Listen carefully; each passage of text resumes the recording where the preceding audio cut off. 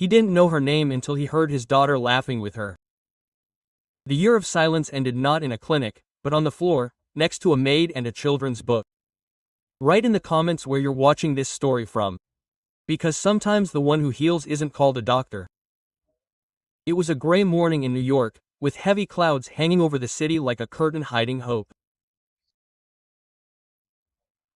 Ava Wilson, 26, stood on the subway platform, clutching a shabby bag with a simple lunch, a resume, and a handful of dreams she still couldn't let go of. Her life had once been clearly planned. She was the best nursing student in the Bronx, with warm hands and a heart full of desire to help people. She saw herself in hospital corridors, in a white coat, with a smile that calmed patients. But fate, like a capricious artist, rewrote her plans. When her father died of a sudden stroke, everything fell apart. The medical bills were mounting. Her mother sank into depression, and her younger brother, 16-year-old Jake, still needed support to put himself through school. Ava put her dreams on hold, trading them in for jobs as a waitress, a cleaner, a night cashier, anything to keep the family afloat. Now she was riding the 2 subway, heading to the Upper East Side. A kind-hearted neighbor in her Bronx apartment building, Margaret, told her about an opening for a nanny for a millionaire family. "She's different," Margaret whispered as she poured coffee in the shared laundry room. "She's 5 years old, doesn't talk, doesn't walk. She lost her mother in a car accident 2 years ago. Can you handle this?" Ava hesitated. Nannying hadn't been her dream job, but with the rent coming in and her mother's medication running low, she had no choice. When she stepped off the subway, the world around her had changed. The sidewalks were spotless, the glass and steel buildings stood like guardians of wealth, and the boutiques glittered with windows where a single bag cost more than Ava earned in a month. She felt like an outsider in this world. Her scuffed sneakers squeaked on the pavement. And her coat, bought at a sale, seemed too thin for the autumn wind.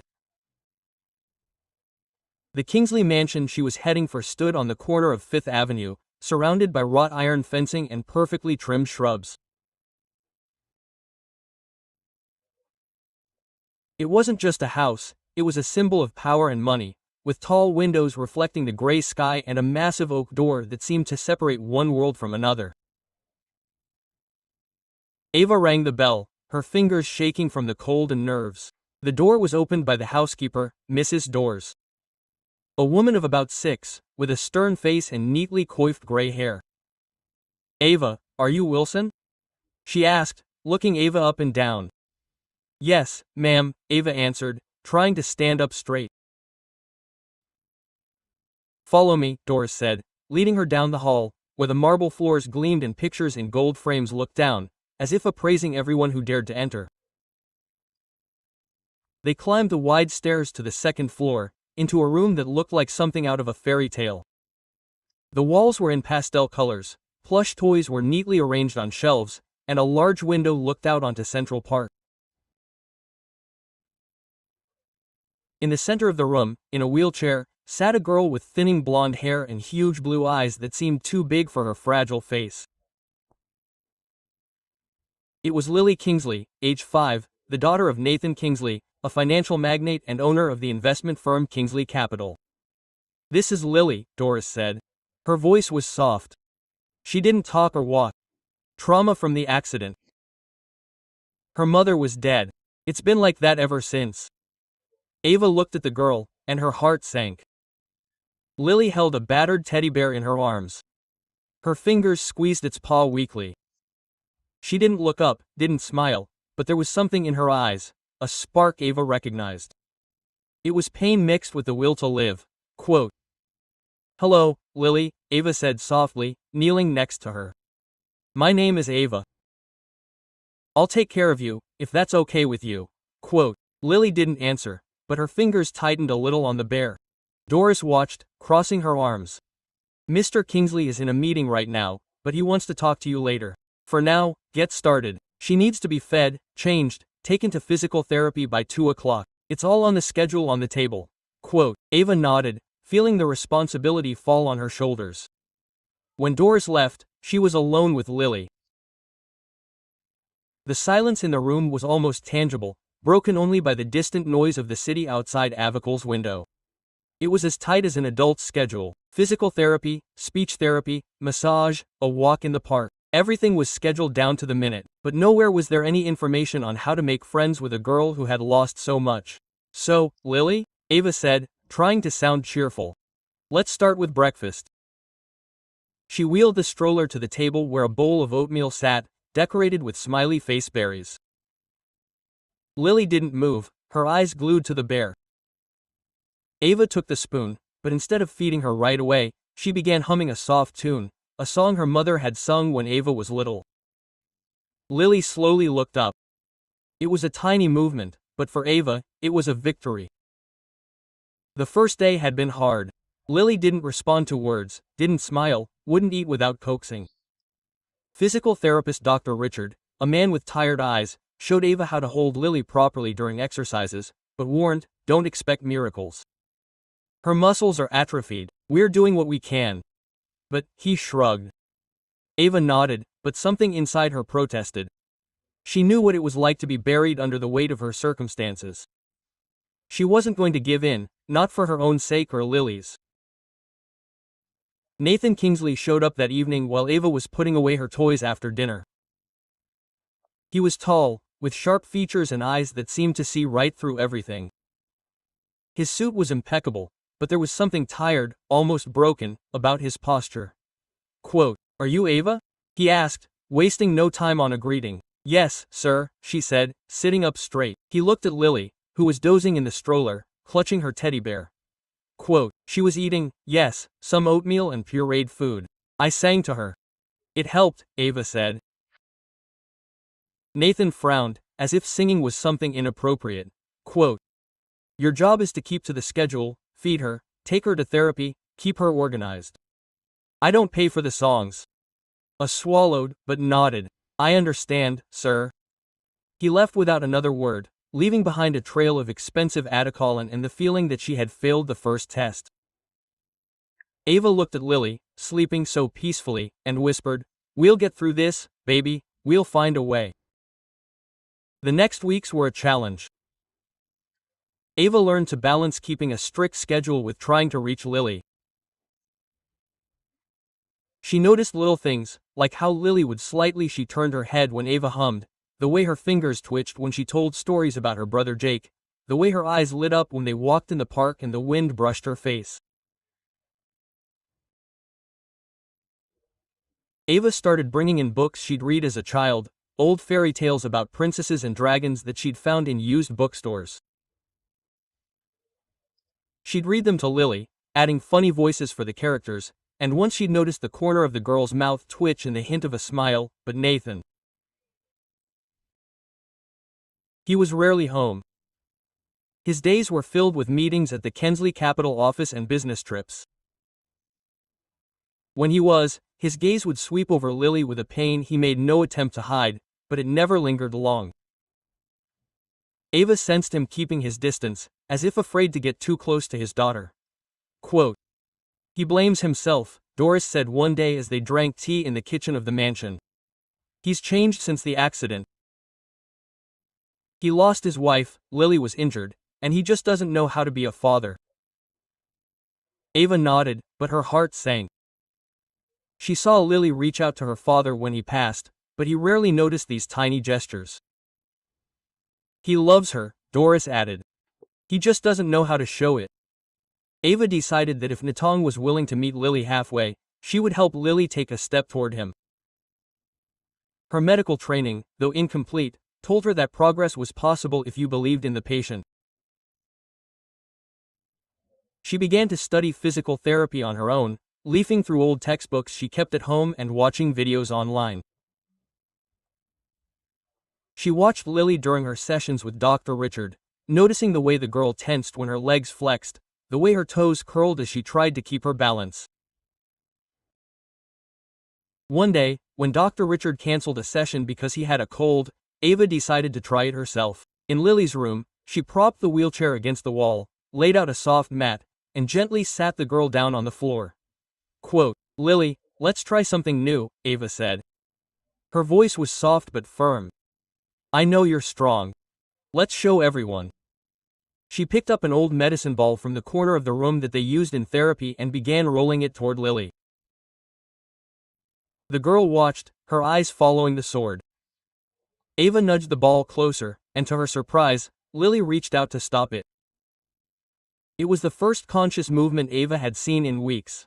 Quote, "Good job," Ava cried, clapping her hands. Again. Lily didn't respond, but her fingers moved again. Ava continued, adding little exercises day after day. She supported Lily's Italia, helping her shift her weight from one foot to the other. She sang rhythmic songs to set the pace, brought brightly colored toys to motivate the girl to stretch. Every morning, she checked her pulse, monitored her breathing, using the knowledge she had learned from college.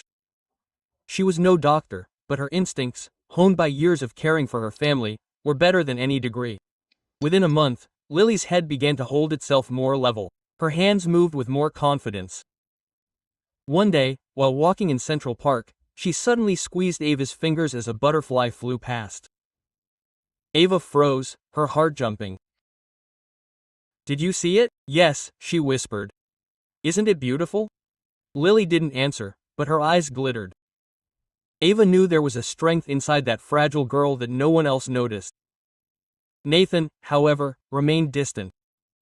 He noticed that Lily was calmer, but he attributed it to the strict schedule.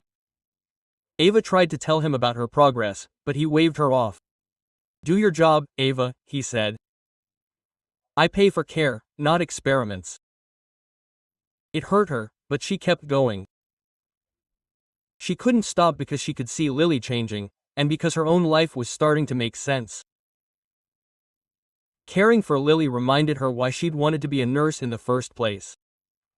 It wasn't just a job, it was a calling. One evening, as the rain pounded the windows of the mansion, Ava sat with Lily in her room. They were playing with the blocks Ava had brought from home. She was building a tower, and Lily, sitting on the carpet, was reaching for the blocks. Her movements were slow but precise. Ava was humming a song she'd made up about a girl learning to fly like a bird. Lily suddenly made a soft sound, not a word, but something like a giggle. Ava froze, her eyes filling with tears. Quote, "Are you laughing, baby?" she whispered. "You're laughing." She didn't notice Nathan standing in the doorway. He'd come back from the office earlier. His coat was wet from the rain. He was looking at the scene. Ava sitting on the floor, Lily reaching for the block, and a smile he hadn't seen on his daughter since her mother died. His face was stony, but there was something new in his eyes. Not anger, but shock. Quote, "What are you doing?" he asked. His voice was sharp. Ava started, turning around. "We're playing, sir. I'm helping her move. She's making progress." "She shouldn't be on the floor," he said, stepping forward. "It's dangerous." "She's safe," Ava said softly. "I'm watching her. Look, she's reaching for the blocks on her own." Nathanly. His daughter, who hadn't moved without help for 2 years, slowly reached out for the red block. Her fingers shook, but she grabbed it and brought it to her chest, squeezing it next to the bear. Nathan, his breath hitched. Quote, "It's impossible," he muttered. "It's not impossible," Ava replied. Her voice was firm. She was strong. She just needed someone to believe in her. Nathan knelt down next to Lily, touching her hand for the first time in a long time. Quote, "Lily," he whispered, his voice shaking.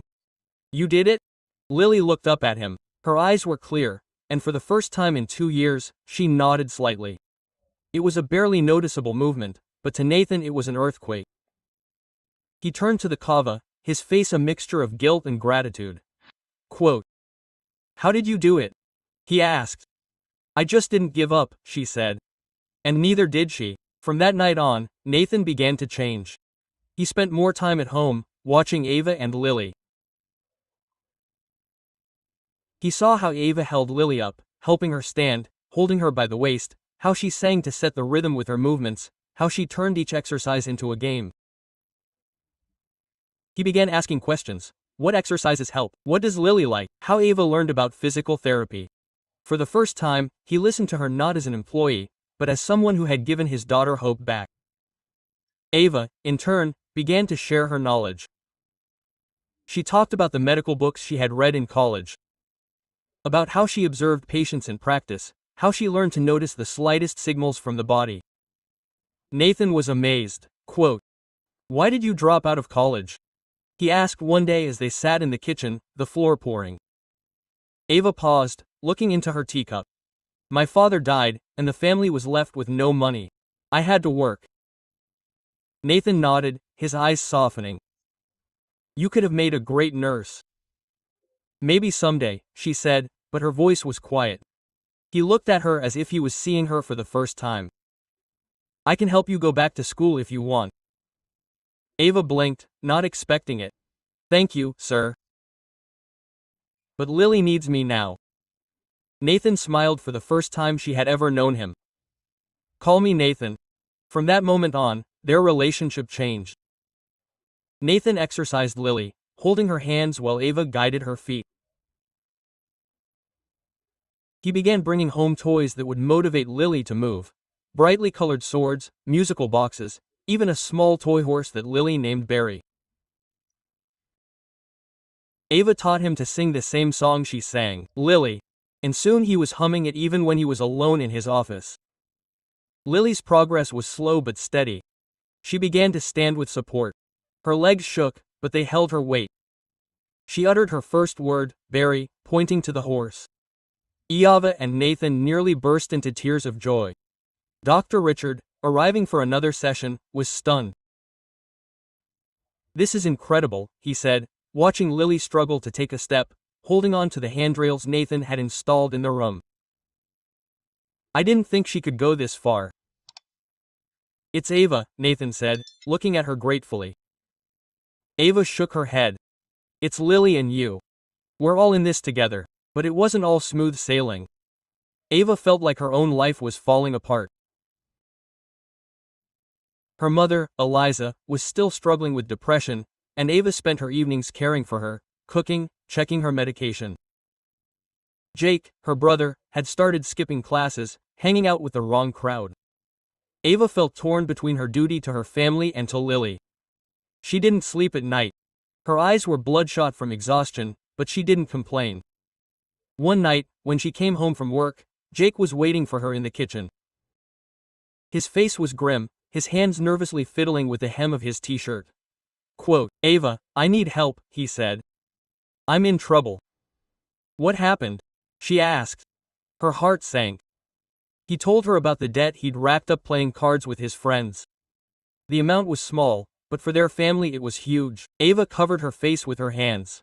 Quote, "Jake, how could you? I didn't know it would turn out like this," he muttered. "I'm sorry." Ava took a deep breath. She couldn't blame him.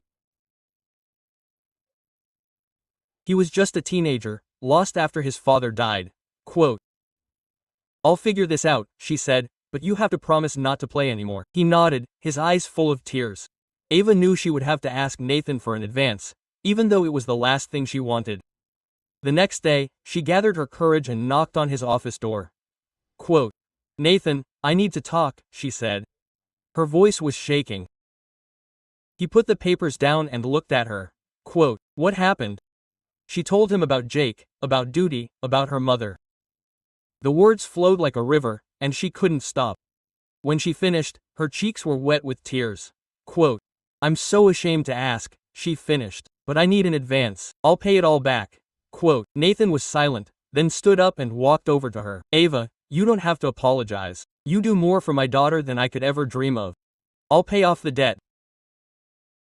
I want you to go back to college." "I'll help," Ava shook her head. "I can't take it. It's too much." "It's not too much," he countered. "You gave Lily a chance. Let me give you a chance." She didn't know what to say.